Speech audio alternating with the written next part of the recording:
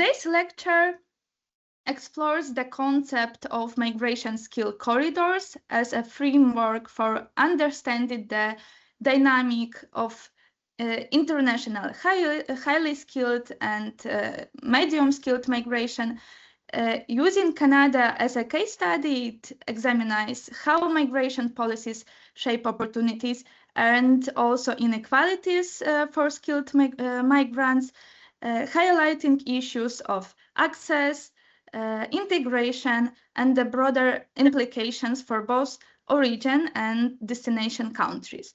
This lecture is organized within the framework of the Horizon Europe project, Link for Skills. The project focuses on developing sustainable and cooperative approaches to global skills mobility, with in particular attention to partnerships between countries of origin and destination. It brings together researchers and policy experts to better understand how migration can contribute to development, labor market needs, and fair mobility systems. You can find more information about our project on our website, so Link for Skills EU. And I am pleased also to share that within the Link for Skills project, we have just published the open access book, Fair Skilled Mobility, a manifesto, edited by Professor Izabela Grabowska. Professor Izabela Grabowska is with us today. I will introduce Izabela in a few moments. And also by Mary Satrana.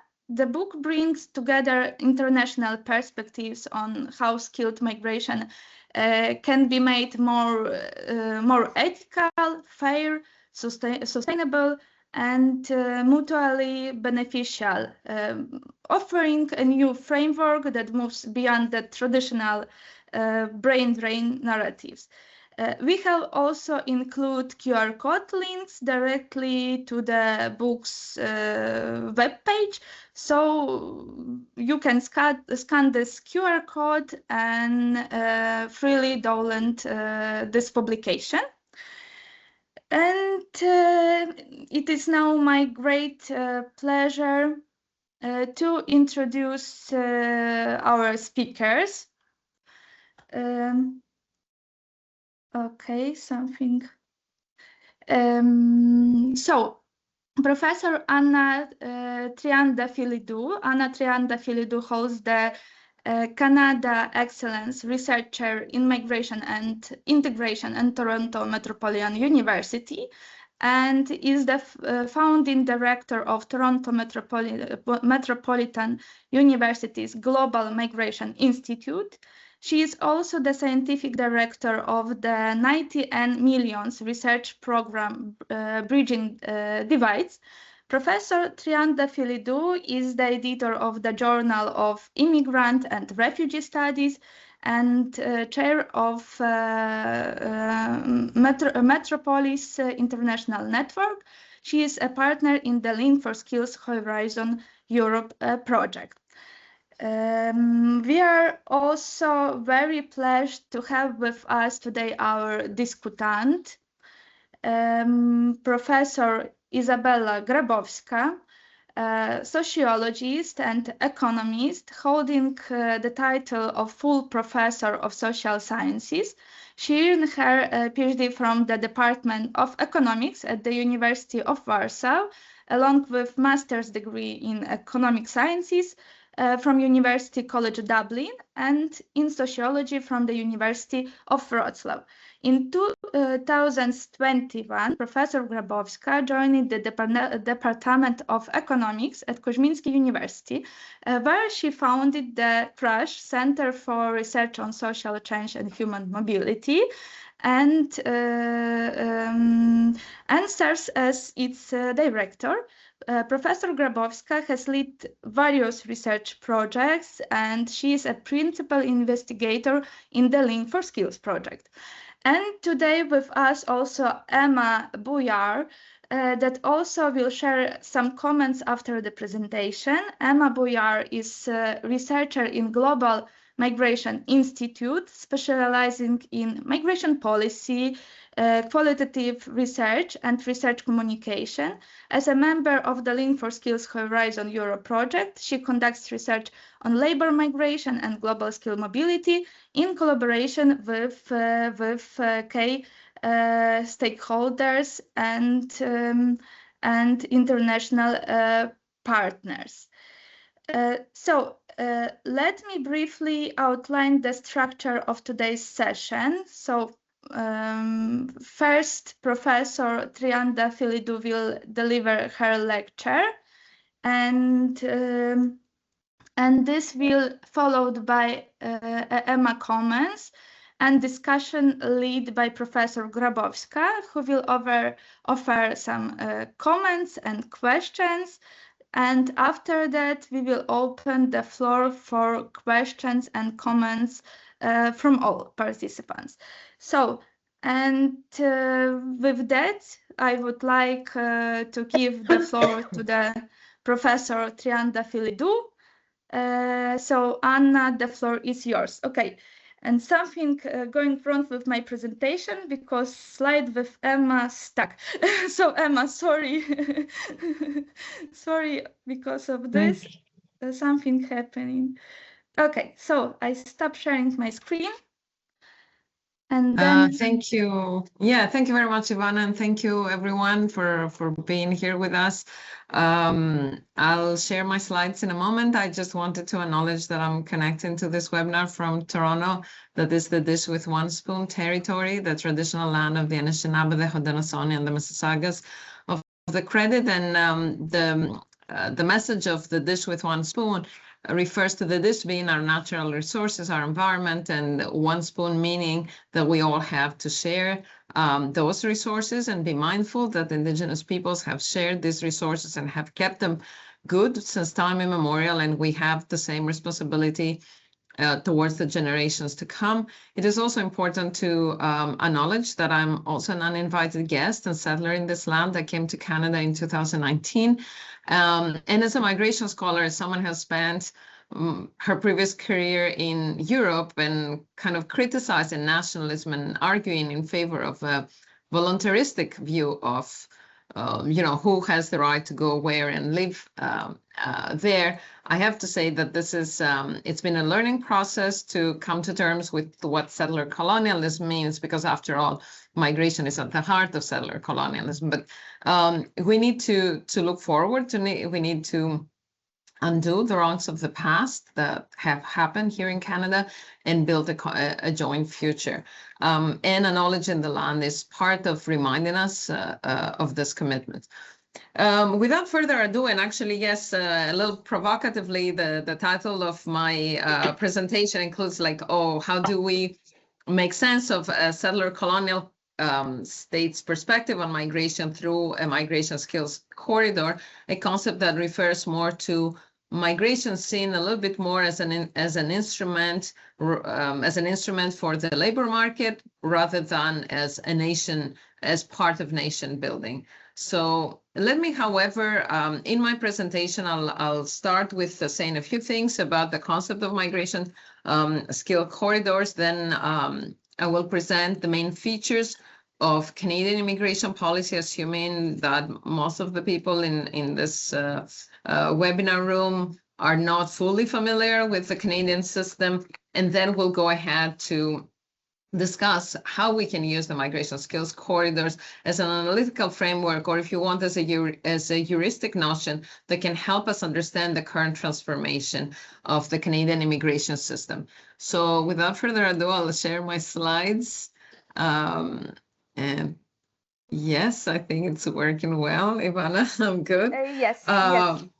Yes. So let me already. Yes. So first of all, yeah, a few words about the migration skill corridors, or if you want the migration corridors notion, which is at the origins or the more general notion before migration skill corridors.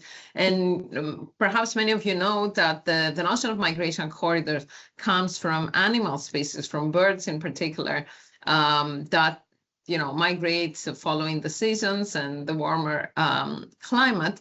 And of course, we know the human flows are very different than those of birds, but it gives us a sense of migration not as a one-time movement, but rather kind of creating a network or creating an infrastructure, as it has been termed in the relevant literature, between origin and destination country, but also the circulation that happens in between, assuming that a corridor exists, even if exists in some time continuity, rather than taking a flow as a momentary expression of migration. And it is important, of course, to acknowledge that migration corridors, human migration corridors, relate to historical and political ties that may exist between countries. The obvious example of those being, for instance, post-colonial ties. And I'm saying this in the case of Canada, as Canada was part of the British Empire and obviously has special relations with not just the UK or France, but also all the new Commonwealth countries.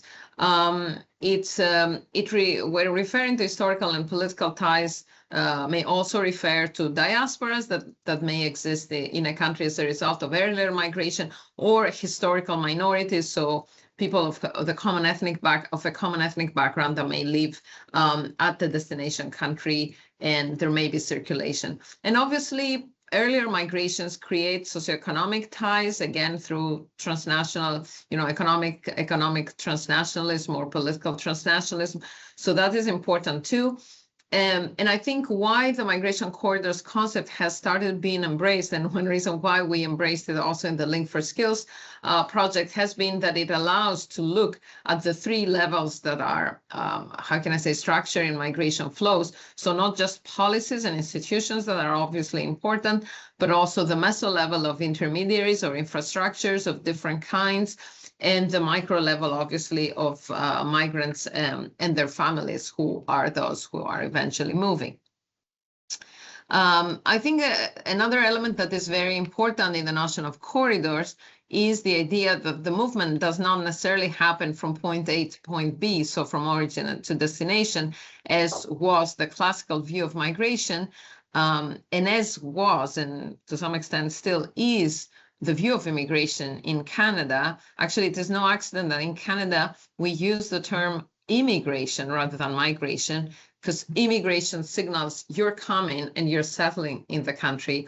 And in a way, migration is considered to be a slightly negative term, because it means that, oh, you're coming, but you're not staying, you're not part of us. And I think that the terminology is very interesting, because on the other side, in Europe, we would use migration as a better term to signal that in a way we're all migrants, or the many people are moving. You don't want to make that hard and fast distinction. But the corridor concept is precisely that, wants to signal that if we can imagine it also as a kind of as a graphic, as a structure, there's something that is left. Even when people travel, there's an infrastructure that is created, and that people can travel this corridor both ways. So they can come, go back, remigrate, or they can be also ramifications of this corridor where people migrate somewhere else. And I think in recent years in migration studies, we've been paying special attention to this.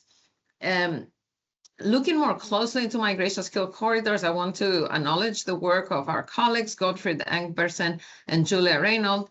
Gottfried has worked for a long time on migration and skill corridors, but particularly Gottfried and Julia are leading some work in Link for Skills, trying to develop further the concept of migration skill corridors as a particular kind of corridor that signals the importance of looking at the level of skill of a particular migration flow. And in the case of Link for Skills, we're particularly delving into highly skilled migration. And I would like to spend a couple of minutes and talk about three features of migration skill corridors that Gottfried and Julia have pointed out to, also in the book that Ivanka was just sharing with us a moment ago. So corridors can be established or emerging. And I referred earlier to the idea of post-colonial relations that can structure often migration after decolonization. And I think what is important and interesting, for instance, as I said, in the case of Canada, while Canada was, a colony, is a settler colonial state, it certainly has special relations, for instance, with the Caribbean or with India and other parts of South Asia through the British Empire kind of legacy. So certainly these post-colonial or broader post-colonial relations help a corridor be established. The role of diasporas is also important and needs to be acknowledged in, for instance, transforming an emerging corridor that is just starting to an established one. I want to pay special attention to the role of advanced digital technologies here, which is also a topic close to my academic heart, because I think the role of social media and the role of, the Internet of Things, and even the more recent developments through, more advanced forms of digital technologies and artificial intelligence is transforming the communicative sphere and is transforming both the ways in which information is circulating along corridors, but also the feelings of people. And I think here it's important to speak of people becoming acquainted with places far away, with what they perceive their life will be in those places, and also feeling what has been termed relative deprivation. So feeling like I could do better if I were there. And of course, we also know that because of, not only, but because, thanks to, if you want, of generative AI, that there's also a ton of inaccurate information or purposefully mismanaged information about migration prospects. So I think these are important elements when we're considering how corridors emerge and how they become established, and how perhaps also an established corridor can go through a period of decline. The other element that Julia and Gottfried have pointed our attention to is whether a corridor is public or private actor driven. And of course, this may be seen as two sides of a continuum. Public actor driven, I would say, is also typical of Canada, where you have the government, or for instance, the federal government in the case of Canada, or the provincial governments, how can I say, fostering migration corridors by proactively regulating migration. But then it is important to note the role of private actors, or if you want, of civil society, and a number of stakeholders that play a role, again, in the growth and decline of different corridors. And I think throughout the world, but particularly in Canada, we see the importance of employment agencies, but also education agents, and a whole chain of brokers at different levels. And actually, even the term has been coined of edu-migration, so education with migration, international education with migration, and the ways in which those agents can influence the dynamics of a given migration skills corridors. And it is important to note also that education can be completed at origin, can be completed at destination, or at both places, and can be or not the precursor of more long-term settlement. A third feature that has been pointed out is the idea of a corridor being structured versus ad hoc. And I think that to some extent is less relevant for Canada, but also I want to challenge that in the sense that Canada is a highly proactive and highly regulated immigration system. So it might be safe to assume that it is a structured system by definition. But of course, we can see that there can be ad hoc initiatives also, for instance, at the subnational level that are important to look at. Let me now move to say a few things about the Canadian immigration policy that I believe is very different in its conception compared to European countries. And that's where the settler colonialism element comes into play. Also myself, like I had studied a little bit about Canadian, the Canadian point system, high-skilled migration in Canada, or in Australia, for instance, and multiculturalism before coming to Canada. But it is true that I have had the opportunity in the last 7 years to delve much more deeply into the system and realize how different it is in that immigration is not just about the labor market, or it's not just about allowing families to reunite. Immigration is about nation formation. And that that is acknowledged at the rhetoric level. And there is generally party consensus that immigration is a good thing. Immigration is how we grow our nation. And many may still remember, the famous quote of 2015 of the then newly elected Prime Minister of Canada, Justin Trudeau, who had said Canada is the first post-national state. But without delving into that, immigration policy in Canada is highly regulated, highly structured. It is proactive. It's very much skills driven. So it is interesting to see how the migration skills corridor concept can be adopted and adapted to help us understand Canadian immigration, and also, as I will explain in a moment, how Canadian immigration is changing. So it is important to explain that Canada welcomes a number of people every year. So there is a plan. The number of people at this moment stands at 380,000 new permanent residents every year. Canada has currently nearly 41 million of resident population. And there are 3 pathways to become a permanent resident: economic migration, family migration, and humanitarian. Roughly, these pathways are, so the economic covers about 60% of the annual new permanent residents. Family is about 30%, and the remaining 10% is humanitarian, give or take. Actually, currently, the humanitarian is about 15%, and family is a little less. When I speak about humanitarian, I speak about refugee resettlement, so people who are, for the most part, in UNHCR camps and are resettled to Canada. So kind of the country goes and brings people here. Family is intended as immediate family members of people who are here, permanent residents or citizens. And it can extend, for instance, to grandparents or to siblings to some extent. And then economic immigration, which is the focus of our talk and the focus of our analysis today. And the term is used, economic immigration, and that means you're coming to Canada mainly for work-related reasons, but you're an immigrant, which means you're settling. So there is a possibility that you come to Canada on day one as a permanent resident through the point system. I'm happy to answer questions about that. I don't want to take all of our time to explain the point system, but the point system gives you points for high education, young age, fluency in English or French, that are the 2 official languages, and a few other things. Lately, since 2014, there's also been an additional significant number of points if you have Canadian experience, which means you have worked at least for a year in Canada, or you have studied in Canada. There are special pathways to get to permanent residency. And so in Canada, permanent residents have nearly the same rights as citizens. The only exception is permanent residents don't vote. And if they committed a horrible crime, they could be expelled. But otherwise, it is a very, secure status.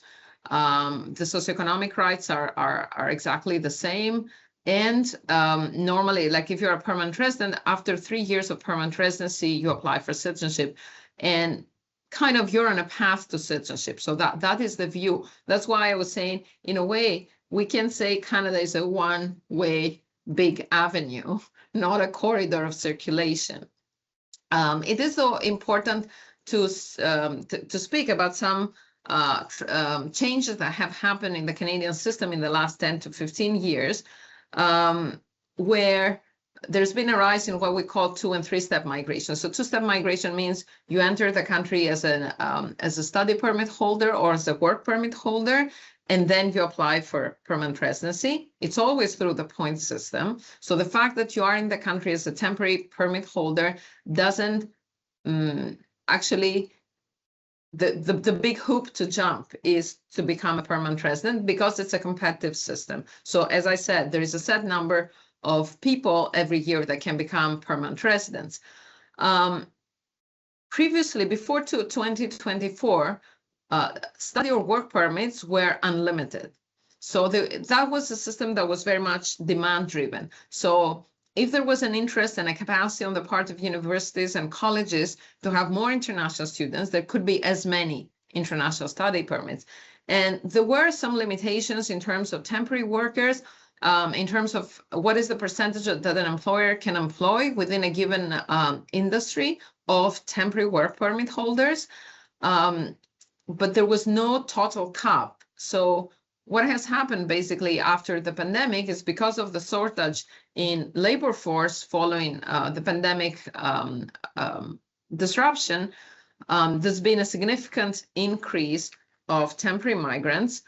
And actually I'll show that slide. So you can see here the non-permanent residents. Actually in Canada we use the term non-permanent residents and permanent residents, which is a bit of a strange concept to speak about everyone who is an immigrant, who is a migrant, but not a permanent resident. And you can see here, actually, this graph shows flows and stocks. So the blue column is the flows, is the new people that come in as permanent residents every year.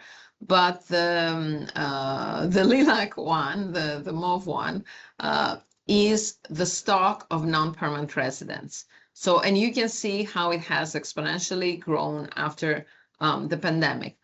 So,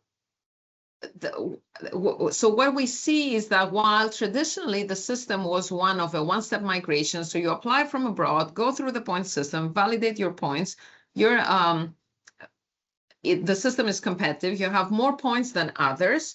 So there is, and again, I don't want to spend too much time on this. So anyhow, you're invited to apply because you have very high points, higher than others, and you become and the day you enter the country, you are a permanent resident and you're on a path to citizenship. But what has happened is many people have come as with work permit. Just for contextual information, full disclosure, I entered Canada in 2019 with my family as work permit holders.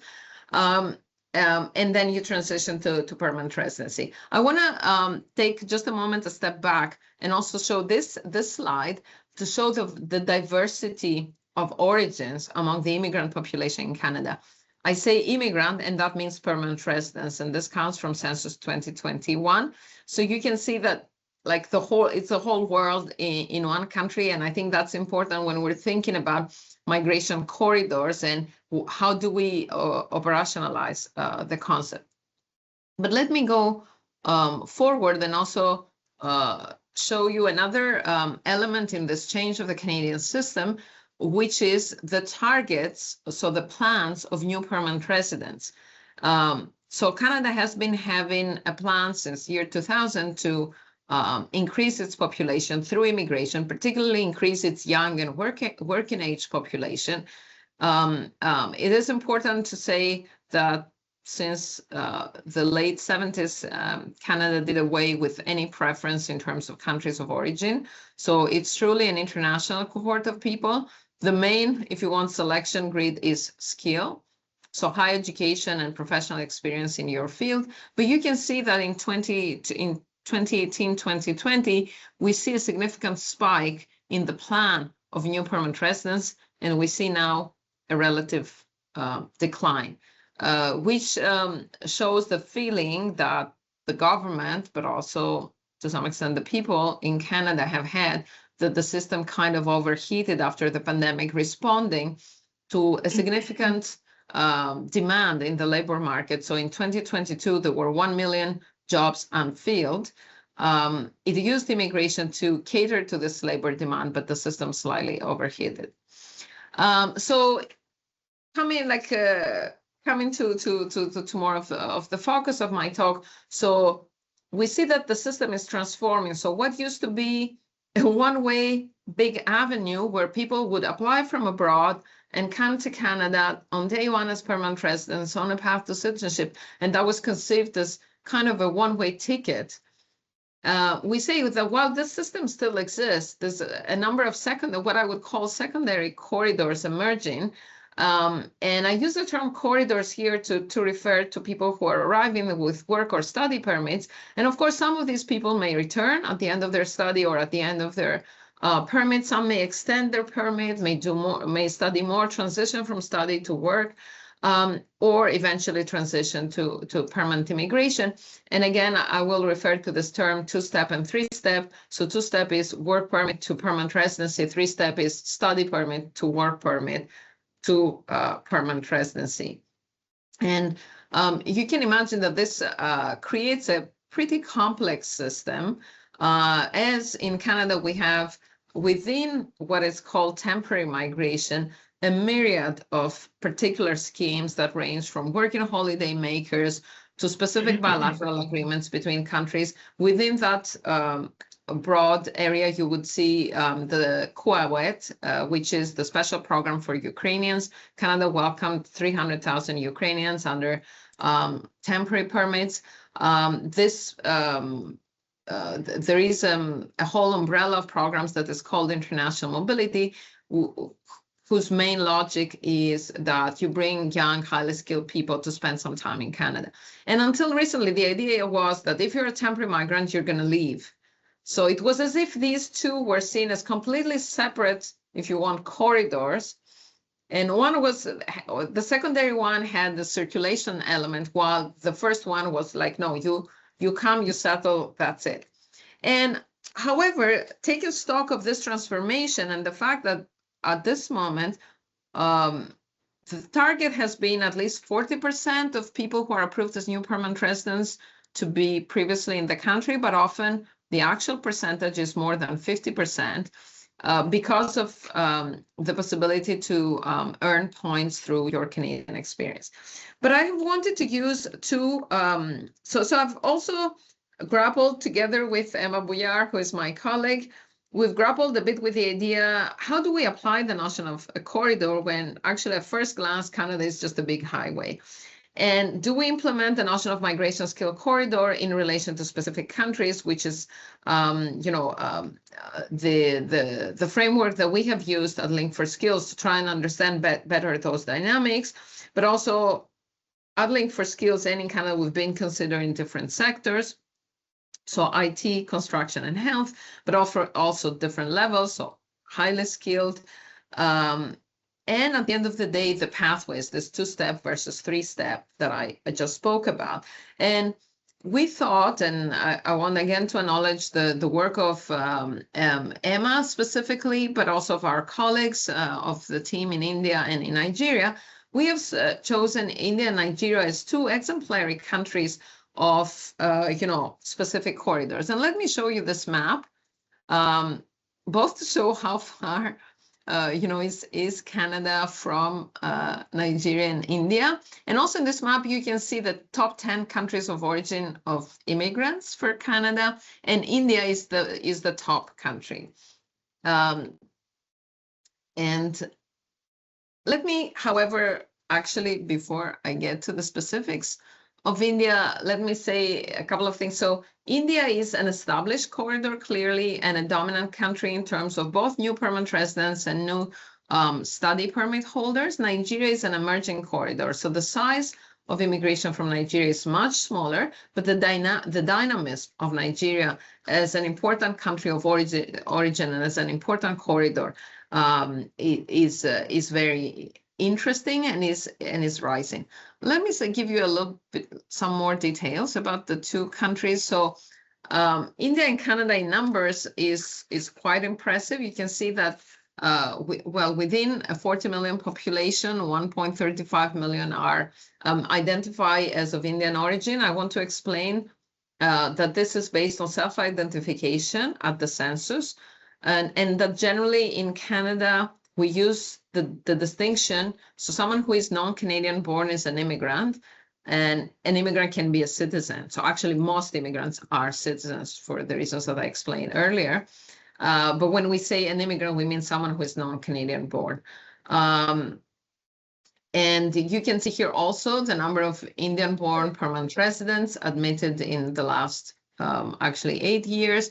Number of study permit holders, to this day still, I mean, the number of study permits has gone down a lot, because in 2024, a very stringent cap was introduced because, again, there was an assessment that the system had overheated and there had been excessive recruitment by universities and colleges of international students in general, but also particularly from India, with important networks that are actually of exploitation, I would say, and of mis and disinformation.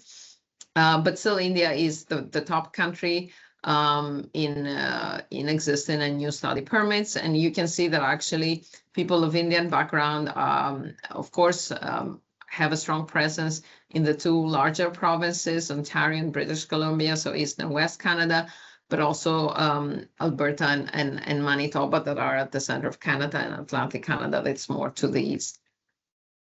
I think what is special about India and Canada is that this is clearly a corridor that has been influenced by bilateral diplomatic relationships, and that relates, to historical relationship between the two countries as part of the British Empire, but also, India is an emerging global economic and political power. Diaspora questions, so for instance, repression of specific minorities in India in the last 10-15 years with the rise of Hindutva nationalism, and the repercussion that this has for those minorities who are diasporas in Canada. I think it is important to note that both countries have a federal structure, so there is a scope for provincial and state relations, provinces in Canada, states in India. And also that there is a strong issue linkage that we need to take into account. India is an important trade partner, is an important transnational business partner, let alone for migration and international education. So actually just recently, the Prime Minister of Canada visited India, and that was a very highly covered visit because of how can I say, the challenges, like Canada wanted to improve its relationships with India that had been a bit at a freezing moment in the last 2 to 3 years, but also having very important other economic interests beyond migration. Although, of course, the diaspora plays an important role, and you can see in the slide at the lower level, the former Prime Minister Justin Trudeau at a celebratory event of the Indian diaspora. I think it is important, however, to acknowledge that although it's an established corridor with a strong bilateral relations element, there's been very important meso factors emerging. First of all, I already mentioned it, the diaspora. There are many diaspora organizations in Canada reflecting different. Also, it is important to acknowledge that India is a very diverse country culturally and religiously.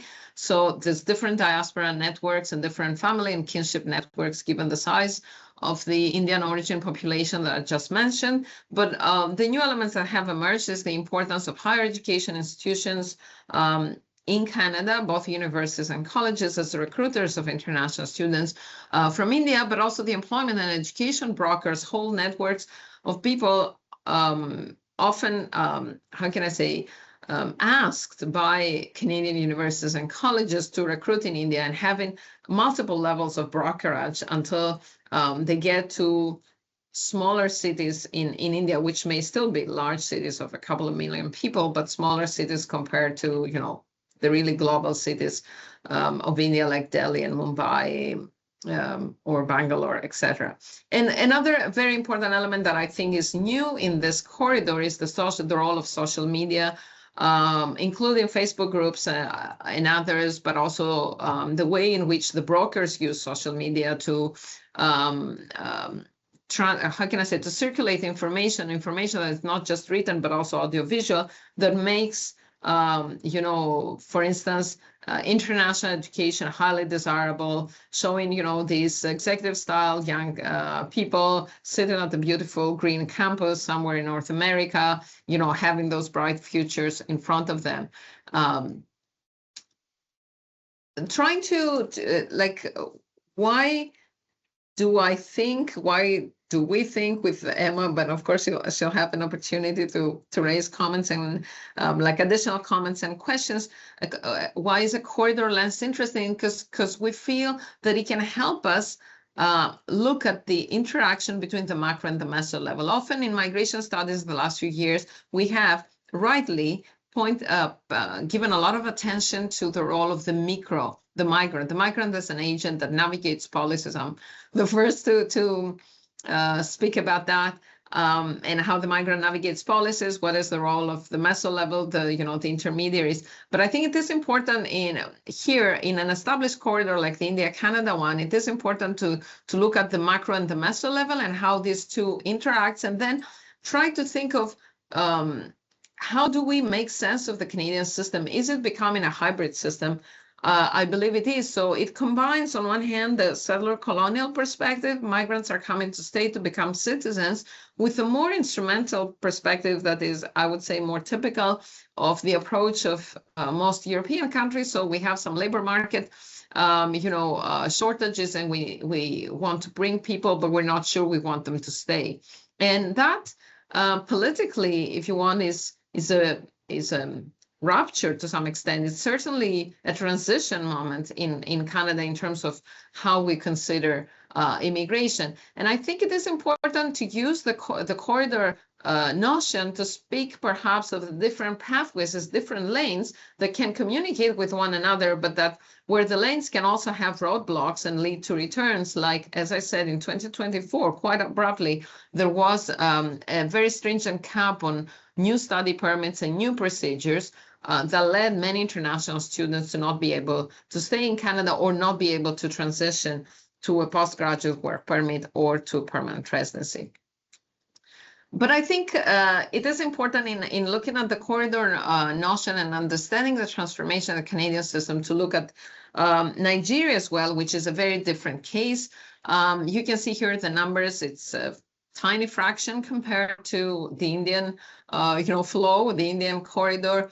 There were nearly 80,000 Nigerian Canadians in the 2021 census, and there were 35,000 study permit holders in 2023. You can see the decrease in 2024, which relates to the cap rather than to a reduced interest. And however, when we look at new PRs of Nigerian citizenship, we see the number is 9,000. Again, compared to India, it's very small, but it is, Nigeria is emerging as among the top 5 countries, after India, China, and the Philippines, and it's a very dynamic, as I said, flow. The context, however, is completely different. There's no bilateral agreements, no special interest between Canada and Nigeria to engage between governments. There's no special relationships or efforts to create programs. For instance, at the state level and province level, Nigeria is a federal state like Canada, again, has many states with different, socioeconomic profiles. And generally, there's scarce diplomatic relations and no, at least until now, there has been no particular interest to link, for instance, investment in Nigeria or transnational businesses or trade and migration. Rather, the Nigerian corridor is emerging by itself through, perhaps on one hand, significant demand or opportunity seen by highly skilled Nigerians, but also, again, we see the role of employment agencies more than education, brokers.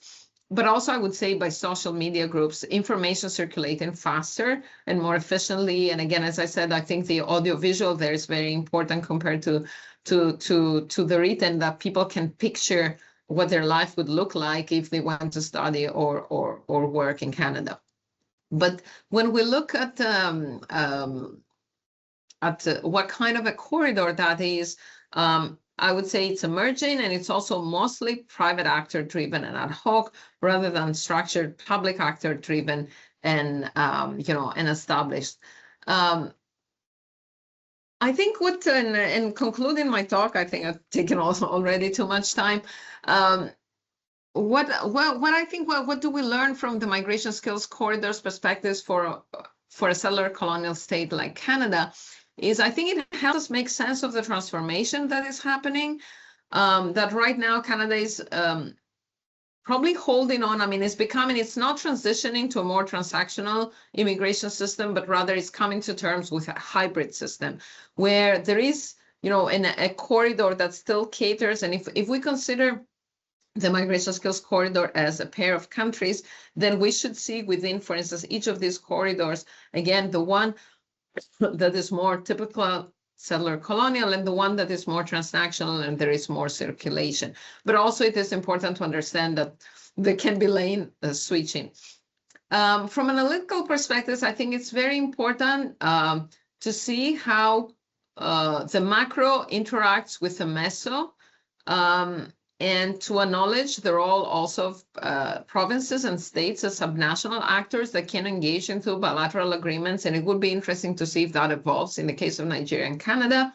And of course, acknowledge the broader importance of what has been called migration infrastructures and the role of the diaspora. I think there, again, it's a very nice contrast, or if you want, analytically nice contrast between India, where there is multiple diaspora politics going on, compared to Nigeria, where even for our field work, it was very hard to find those civil society associations that cater to the emerging Nigerian diaspora.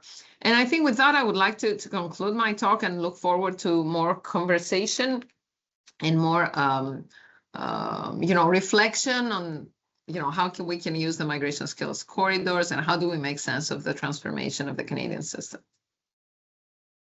Thank you, Anna, for this very interesting presentation. And now I would like to invite Emma. First, Emma, and Emma, you can add something to the Anna presentation and also share your comments and as well ask some questions. And then we will move to our main discutant, Professor Izabela Grabowska. Okay, well, thank you so much to my Link4Skills colleagues for having me, and thank you, Anna, for this really comprehensive portrait of the Canadian immigration system in a corridor perspective. I think maybe one comment I have, I mean, obviously Anna already talked about this, but going back to this moment of transformation in Canada, I think what's interesting in the corridor perspective as well is because we look at labor shortages and skilled migration. I think it's interesting to see that Canada used to come from a very different logic with permanent residency when looking at labor shortages, where immigration was supply driven. With the point system, you used to assess the supply of immigrants and their skills. And then once they were already here, matching them to the labor market, integrating them to the labor market. And of course, the point system, the points change, by the way, and we've seen it change very recently. Points change depending on labor demands in Canada, but the selection is driven by supply. So there's this logic that still exists, and points still change. The human capital of immigrants is still assessed in this way, but we have this increasing demand-driven system where intermediaries on that end play a bigger role, because with the two-step and three-step migration system and temporary residence, intermediaries like employers, labor market intermediaries, play a very big role in deciding who gets to come in, because they will then be selected for the sole purpose of already having a linkage to the labor market in Canada. And then they may go to permanent residency and be assessed through the point system. So I think that's something that's interesting to look at also, because it's completely changed the way that Canada sees skill as well, maybe from something that is more human capital and that migrants have based on their education and their experience, to something that intermediaries can provide. I think that's my main comment. And in terms of, I think, questions and reflections for maybe further study that we will be exploring in the Canada case, I think it would be interesting to see how maybe how differently the government and intermediaries define skilled migration.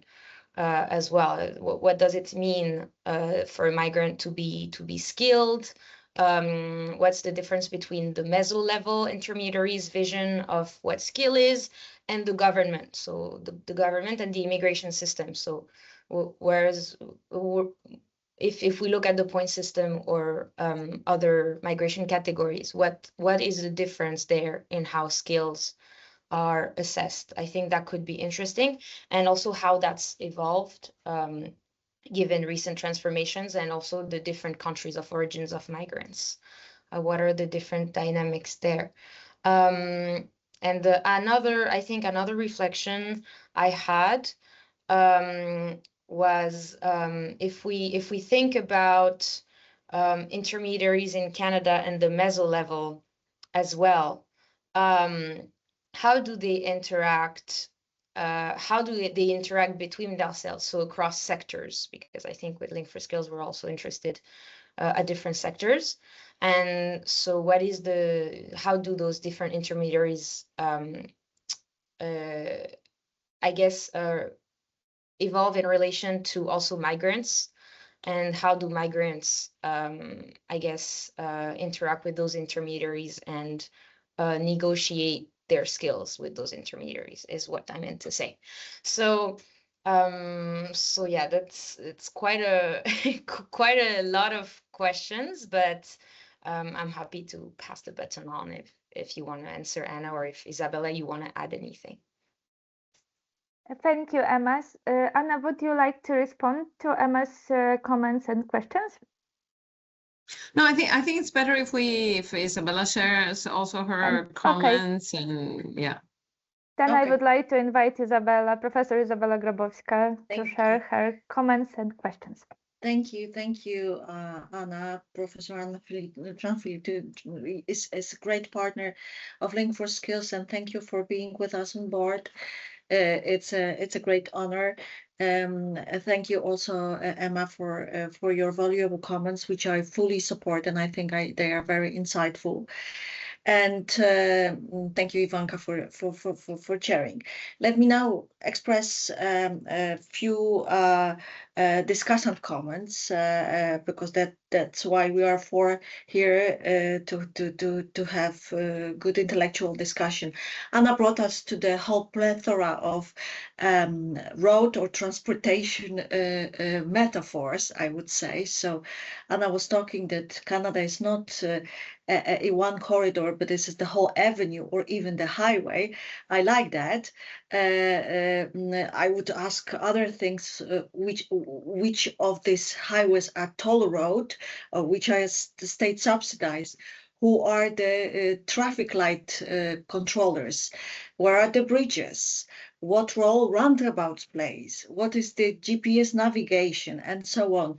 But I would like to go also more deeply into the corridor, migration skill corridors as a conceptual frame for a Link for Skills, and I would just let me stay with the set, Canada as a set of migration skill corridors, not only origin to destination flow, but also, Anna mentioned some circulation, return onward migration, but also role of institutions, intermediaries, diasporas, and migrants themselves. So I find it especially valuable that Anna moved beyond the classic immigration system or settlement system perspective to invite Canada exactly as a set of migration skill corridors. First, I want to acknowledge the key contribution that Anna moved us from pathway of Canadian system to corridors. So indeed, and I would like to make it bold, that corridor lens changes the unit of analysis.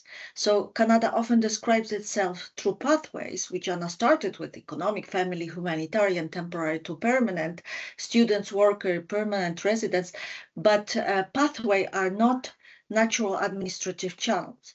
They become corridors when they are activated by actors: the universities, colleges, agents, employers, diasporas, families, social media groups, and provincial governments. So the Canadian system is not only proactive, regulated, or skill-driven. It is also increasingly relational and actor-mediated. And I think that Anna brought this shift into the discussion. So I read it as the corridor lens helps us see how policy is made from above, but also reshaped from within by brokers, diasporas, provinces, employers, and migrants themselves.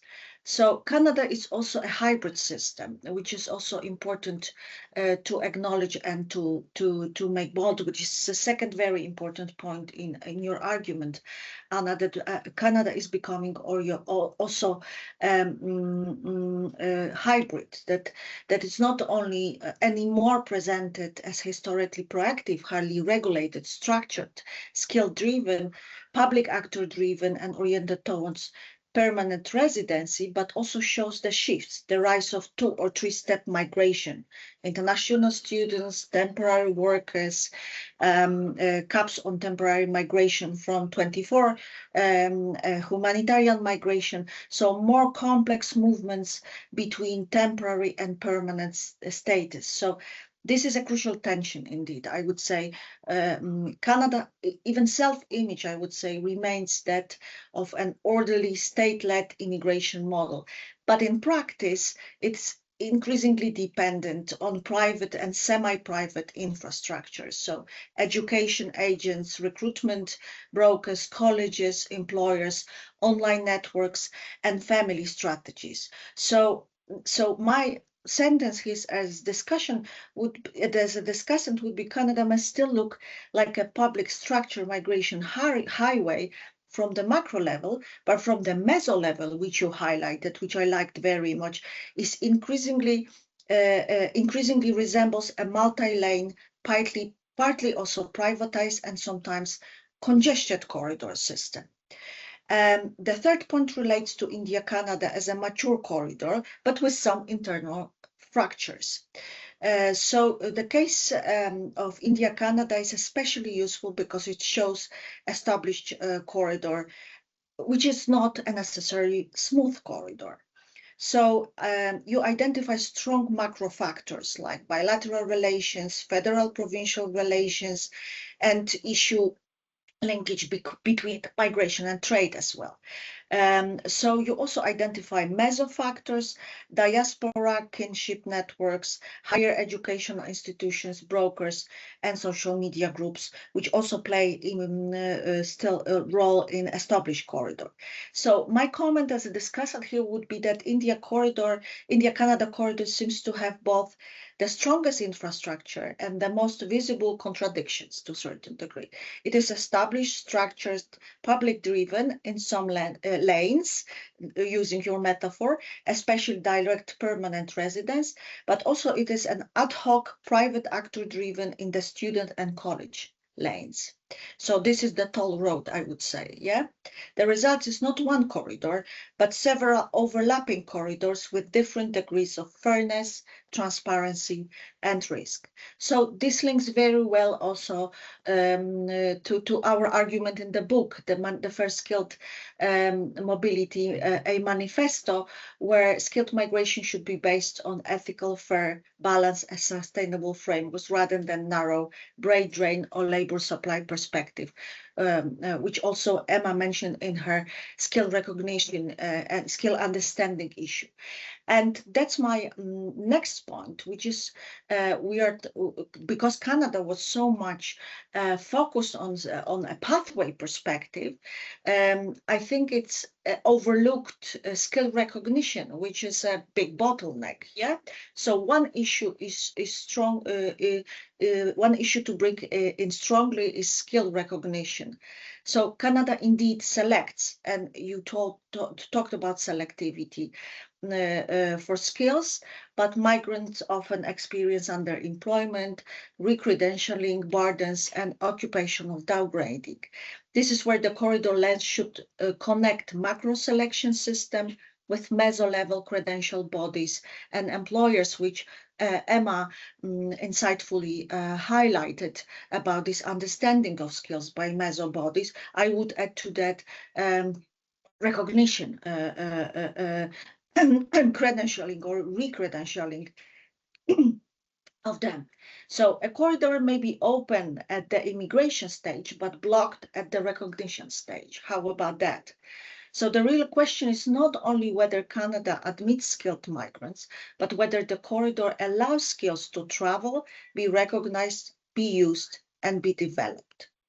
And my final point before concluding question is the education corridor, which I mentioned already with India-Canada corridor. It's about the opportunity or risk transfer. The student pathway is central to hybridization of the Canadian system, which you mentioned. It creates opportunities for young migrants, but it also shifts costs and risk onto students and families.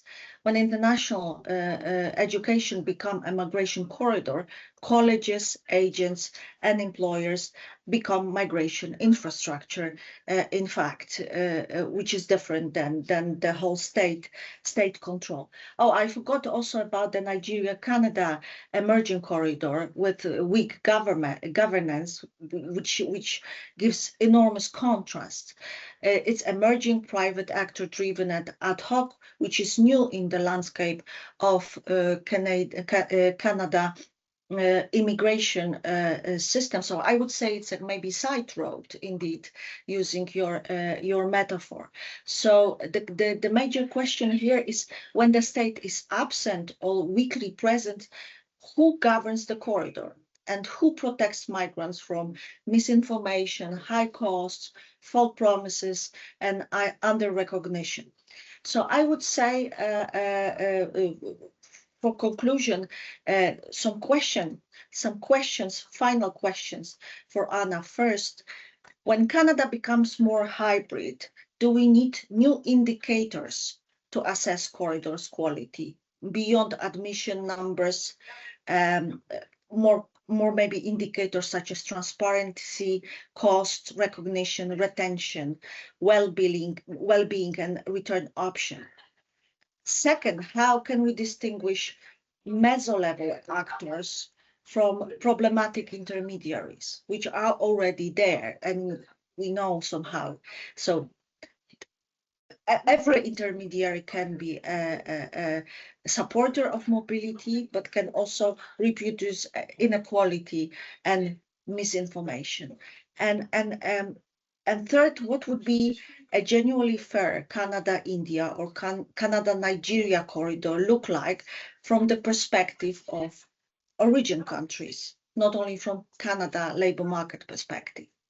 So my closing comment would be that this is fantastic lecture of Professor Anna Triandafyllidou, which shows that migration skill corridors are not simply routes between countries. They are infrastructures of opportunity selection, brokerage, recognition, and sometimes also exclusion. The Canada case is especially interesting because it combines strong public governance with growing private intermediation, which Emma and Homayun described in the manifesto chapter they authored. This makes it a powerful case for Link for Skills project I want to highlight. It helps us understand not only how skilled migration happens, but how it can be made more fair, transparent, and sustainable, and from the other side of the globe. Thank you very much. Thank you, Professor Izabela Grabowska, for these comments and questions. And Anna, could you please share your thoughts on the questions? Yeah, I can share some reflections. Well, first of all, yeah, I think I agree very much with the specifications of Emma, and for instance, also the whole question of how do we define skill migration? What is skill actually? The Canadian government has also recently, in the last couple of years, used the term base skilled precisely to recognize that maybe highly skilled means having a post-secondary education degree, but people are skilled even if they don't have a university degree, and those skills are important. And also, you know, as I think both Emma and Isabella have highlighted, you know, the dynamics of the corridors, and the fact that migrants at the end of the day pay the price of the changes in the system. And it is important to also highlight that in Canada we have seen an extraordinary level of activity in terms of policy reforms since 2022. I would say initially to bring in more people, then to kind of limit the number of people, change the pathways. I mean, there's a few, and I did like, I mean, I haven't thought about that, but maybe I should like expand a little bit more the road. How can I say, metaphors in terms of toll roads, bridges, the GPS navigation that actually the social media provide more than, you know, the state agencies, you know, the websites of Immigration Canada and so on, and the congestion, because that is what is currently a big stake for Canada. And I think the government, both at the federal and the provincial levels, are realizing there's a lot of people here with like who have built lives here, many of them in employment, and they may be hitting a wall in terms of permits. And I think certainly, like just last week, we had a meeting with some colleagues from the relevant ministry in Ontario, and just think Ontario has 15 million people. It's like any EU country, and they were telling us that it's top of mind that well, maybe not for humanitarian or not for solidarity reasons, but for reasons that the employers don't want to lose skilled employees that they have had. But I think in terms of the more analytical question is, yes, I think Canada is becoming hybrid. At the rhetorical level, there's a lot of calls to go back to the previous system. So the way it is presented by stakeholders, recently there was an editorial in Globe and Mail, which is, say, the not the largest, but kind of a prestigious quality newspaper. And it was an editorial, so written by the editor, just on the 6th of June, saying we're still having too many temporary people. Yes, some are leaving, but we need to reduce further the number. And, you know, they were actually, in my view, very technically looking at some numbers of temporary permits, putting pressure in that sense on the government to further limit, actually putting pressure to further limit temporary permits, but also perhaps indirectly saying you need to transition people or you need to send them back. But honestly, that was a very, on one hand, un-Canadian kind of editorial. But at the same time, very much like, okay, there was that perfect system, which was what I would call the settler colonial system. We were bringing people, one-way street, they were coming here, settling, and we need to go back to that. And I wonder to what extent this is also a bit of a rhetorical, you know, kind of narrative. You know, in Europe, the equivalent narrative would be, oh, there was a time we didn't need immigrants. It was just us. We were homogenous nations. Oh, my God, why don't we have that in Canada? There was a time that we only had those one-way street permanent residents come and settle, and this is where we want to go. But I don't think we're going to. So I think that the system will continue to be hybrid. And in my view, the question is how, if we still want to use the corridor and lanes metaphors and you know, traffic lights, how do you create a transparent, as you said, also Isabella and Emma, transparent and fair and predictable system of how these transitions will happen? And in my view, but that's my personal view that probably is not shared by many colleagues here in Canada, is that one way to combat the skills underutilization that is plaguing a lot of permanent residents who come, not just highly skilled. And mind you, in Canada, we have a whole system of educational credential assessment that works very well, but their professional experience and expertise is not recognized, and people have to start from scratch or even never work in their actual field. So they're engineers and they work in something that somehow has something to do with their job, or they're doctors and experienced nurses, and they end up working as, you know, what we call private support workers, or, you know, base care providers. And I think that is that a virtuous and transparent and fair two-step system can do away with the skills underutilization. But because if I come with a job in my profession, but then I have a clear transition, it's not a gamble anymore. I have a transition path to permanent residency, but I come through, I mean, with an employer, and I am employed in my field, then certainly the transition to in terms of the labor market will be much smoother. Now, of course, this means I'll have a dependency on my employer for my permit. And in Canada, like in other countries, there's a lot of considerations. There is the idea that you could be, how can I say, framed within a sector, but not with a specific employer. On the other hand, when an employer brings someone, and actually that's the case of temporary work permit holders who hold a closed permit, so you can work only for that employer that brought you, because the employer says, you know, I did what I have to do. I did a labor market test. I went through some hoops. I don't want the person to come and then 2 months later they move to another employer just because they pay them, for instance, a higher salary, or they prefer to work for that employer. So how do we strike this balance?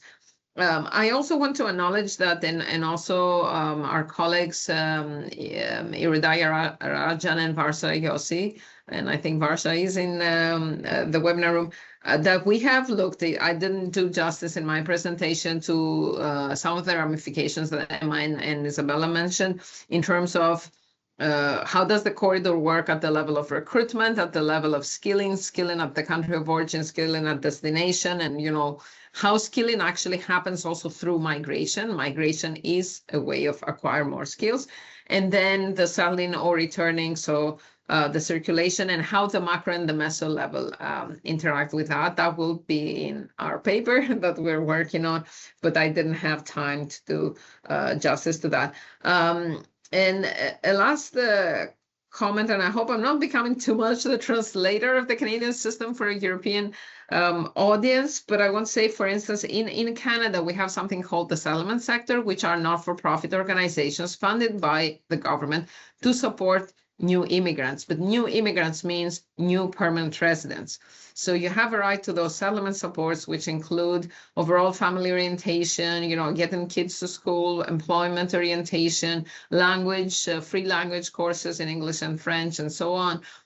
That is afforded only to permanent residents, because the system only conceived of the immigrant as a new permanent resident. But then when you have more than 50% of your new permanent residents haven't been in the country for a number of years before, they don't need those supports then. They probably needed those supports when they arrived. And how do you draw the balance? Because the state says, you know, you're an international student, you're not going to stay. You're here to cater to a temporary job offer for 2 years, you're going to leave. Why should I integrate you? And you know, that is, I mean, it's very interesting to know that in Europe, it's completely the opposite. But also that for a Canadian, if you tell people that a migrant in Europe, if they have stable employment and don't depend on the welfare, in year 5, no matter what employment you have, you can transition to a long-term permit. And that's completely not possible in Canada, because you have to have that type of employment, that highly skilled employment, for instance, that is foreseen by your level of study, or those points that you acquire through that. So I think that there is more room for reflection. And I also want to tell those at the webinar who are not already familiar with the Link for Skills that I think we're doing some really interesting work with our German colleagues in terms of how do we compare the corridors and the countries, and what do we make of them. So stay tuned. And I think I'll stop there. Great, thank you, Anna. And now we will open the floor for general discussion. Please raise your hand, and if you would like to ask a question or make a comment. So Irina, Professor Irina Lepshina. Yes, please. You can ask your question or comments. Thank you so much, Anna, for, as always, brilliant presentation. And I know that in our project, we didn't analyze the Ukrainian-Canadian corridor, which is a shame. That would be really interesting. But I'm still wondering if you were to define the Ukrainian-Canadian migration skill corridor, how would you define it? And I'm sure you have knowledge, even though we haven't analyzed it, and given that there is around 3 million Ukrainian diaspora in Canada, plus around 300,000 forced migrants from Ukraine. So there's also different features of different migration skill corridors, humanitarian and established. How would you define it? Thank you. Yeah, thank you, Irina, for this comment. And yes, definitely, as I saw in the graph, I mean, nearly all our countries that are involved in the project could fit with Canada for a corridor, but certainly we were a little disappointed that for comparative reasons we couldn't do the Canada-Ukraine corridor. So as you mentioned, actually, just last night in preparing my presentation, I was looking at the data, and the Ukrainian diaspora is as big as the Indian diaspora. And of course, it includes people of second and third generation.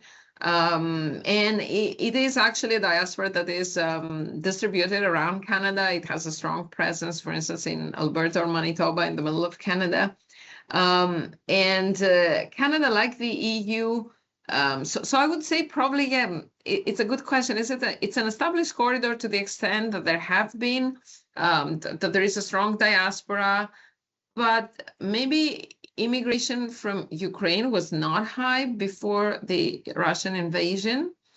So, and then Canada adopted a very similar scheme with that of the EU. So Ukrainians didn't, just by proving that their Ukrainian citizens could come to Canada under a temporary protection regime that resembled very much that of the EU. So it was a 3-year permit. And they have been the only temporary permit holders that received settlement supports. There was no numerical cap. That was, again, the first time that Canada has implemented many programs in response to international crisis, both as a part of its foreign policy, but also as a part of recognizing the Canadians are very transnationally connected, that the citizenry is sharing connections with different parts of the world. But the Canadian, the QAET was the only program that had no numerical cap. And it is true that 1 million people received the approval to enter Canada, but only 300,000 came. And they are roughly distributed between men and women, which, to my mind, although I haven't seen yet a more detailed study, says that they were probably coming not directly from Ukraine. And I think for many, that was kind of a safety valve. They didn't want to go as far as Canada, but it was seen in the initial period as a safety valve. It is important to note that those who didn't come by March 24, if you hadn't come, even if you had the permit approved, you had no longer the right to come. In many, the ministry and the government, and just again for context for those who are not Canadians, we have had a liberal government. Liberal in Canada means center left, not very left, but center left. Since 2015, three rounds with Prime Minister Justin Trudeau, who, however, lost his party leadership at the end of 25. It was an internal process. The party elected Mark Carney as the new leader. There was a federal election, and Mark Carney and the Liberal Party again won and is now in power. Contrary to all predictions in summer and fall 25, that the Conservative Party would have a landslide victory. It is important that, particularly at the time of Trudeau, the government was under quite a lot of scrutiny on why that treatment for Ukrainians. On one hand, like, why not an unlimited number of Syrians or Afghans or Sudanese? And on the other hand, what will happen to the people after the 3 years? And the how can I say, justification given was that the Canadian government had promised the Ukrainian government that it would not retain people because they need to go back and rebuild Ukraine. And I think, as we know, and we know also from your work, Irina, life is a little more complicated than what these declarations. And right now, Ukrainians are invited to join everyone else in competing for those slots of new permanent residents. So in terms of a corridor, I think it's interesting. It's an established corridor that had gone in numerical decline, that was very quickly mobilized when the necessity arose. It's very bilateral, like it's very much informed by the bilateral agreement, much more than private actor driven. Certainly there was an element of the diaspora providing support and first moment reception. But I think also through the years, this has declined. That was more an emergency support, and just people found their ways like everyone else. So I would say it's not private sector driven. But there is an element, and of course that invites us to look at the micro level. There is certainly an element of self-selection. To the best of my knowledge, those who came are generally young and generally English or French speakers. So, and probably being European, and as we call it in Canada, white, they have been met with less discrimination than those who come, say, from Asia or Africa. At the same time, I know there are some colleagues at TMU that have been doing some more specific work on young women and have shown, unfortunately, the rise of criminal networks, for sexual and other types of labor exploitation. So, yeah, but actually, we should the fact that it's not required by us doesn't mean we shouldn't do it. Perhaps we should consider, doing studying more the Ukraine-Canada corridor. Yes, Dr. Ngozi Uzomah, please go ahead. Yeah. Good afternoon from here. Yeah, and from Liberia. Yeah, and a great presentation. What I just want to know is if you say the Nigerian route is ad hoc. So if being ad hoc, does it create an avenue for fraud, for deluge of information? Some of them might be misinformation. And also, what does this, does it have impact for people who are over 45? I mean, the route. Does people who are over 45, do they have some kind of leeway to apply through these skills or the routes? Thank you. Ngozi, very nice to see you. Thank you for joining. And again, acknowledging also the work of Ngozi Uzomah and his team as our partners from Nigeria. And I hope I did justice to the corridor. No, actually, that is another element that has very slowly been creeping in the Canadian discourse, because again, the settler colonial system very much favored young people, young age, because the idea is, you will adapt. If you come at a younger age, under 35, you will adapt, you will become a Canadian. That's the point. I mean, let me, however, say that with maintaining your cultural and religious and other specificities, Canada has a lot of room for recognition of communities, not just people.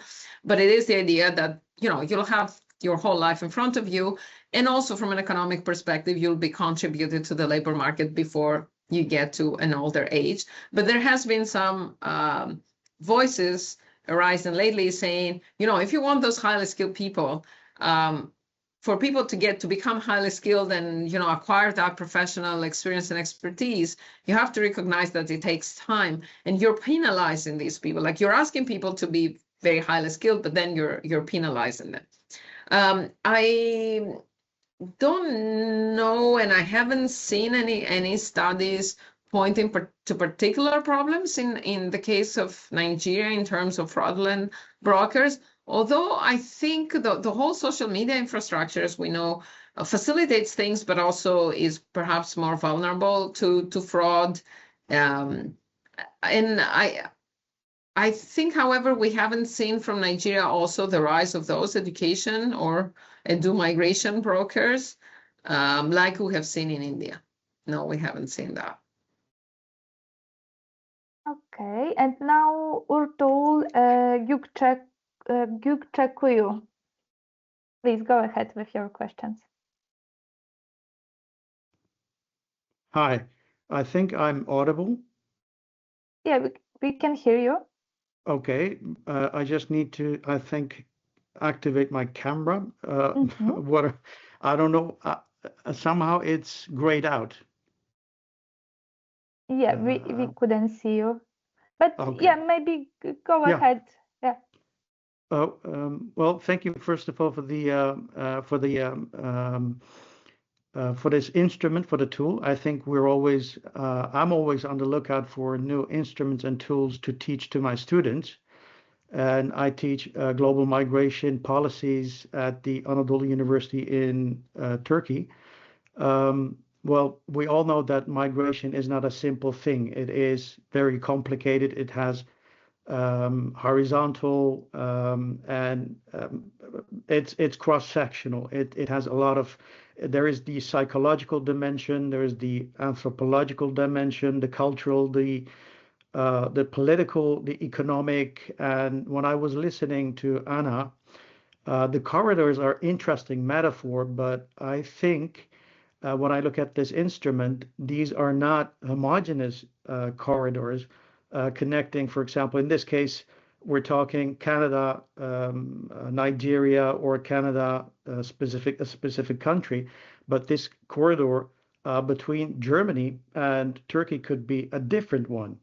And then the micro, meso, and macro levels are interesting, but there is this heavily economic argument where the economic dimension receives more by the point system, more immigrants, where the humanitarian, I think, if I'm not wrong, you said something about 7% of the 380,000 people coming into Canada are just 7%, which is a very, very minor pathway within that corridor. And then referring back to the psychological dimension, so on one side of the corridor, there is this depiction, the image of a country, a Canada like El Dorado. It could be, fed by social media, but on the other side of the corridor, there is the bigger public, the Canada of the Diefenbachers and Trudeau's and the regulations, not by policy, by law, but by usually by, I think it was the Canadian way of making policy historically behind the doors by regulations, etc. And I might, as I can recall, so these corridors are unique. They're not homogeneous, and they're mainly they could be. So they're dependent of policy, state policy, making them today more economic than moral, which would obviously be better for for those who need humanitarian aid. And then I think what I'm trying to ask is, would these corridors be applicable to all countries, and would they all be unique corridors? Imagine a book, different unique chapters within that big book, or are we looking at specific characteristics of these corridors that we could use in classes? Thank you. Thank you very much, Ertugrul. Very, very good points. Yeah.